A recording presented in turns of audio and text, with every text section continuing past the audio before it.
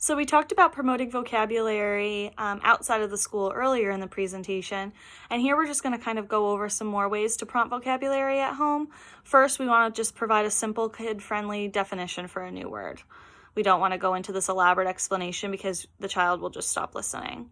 Second, we want to provide a simple kid-friendly example that makes sense with their daily life. So if it's something way out there that they are not going to be able to relate to, they're not necessarily going to be able to remember it.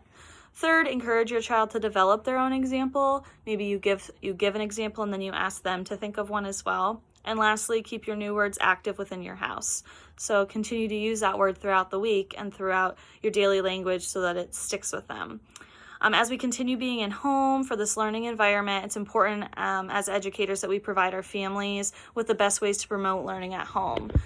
So we outlined some really good components that I just said. A great way to do this is when you're reading with your child, just share a new word with your child, and it doesn't have to take a long time. It can be something really quick. And you just want to make sure that you're focusing back to the book or the conversation. Don't use, a new word in every book, just one at a time. We might come across multiple words that your child doesn't understand, but maybe just focus on one or two words in the book. Remember that learning needs to be fun and engaging, or else it just becomes a chore. We don't want our children to be like, oh gosh, I have to read again before I go to bed. We want it to be something that they're enjoying and that they're wanting to do. So yes, we're in a home learning environment currently, but when we do go back to our brick and mortar schools, remember parent involvement and student success at home plays a large part in how they're going to do in school.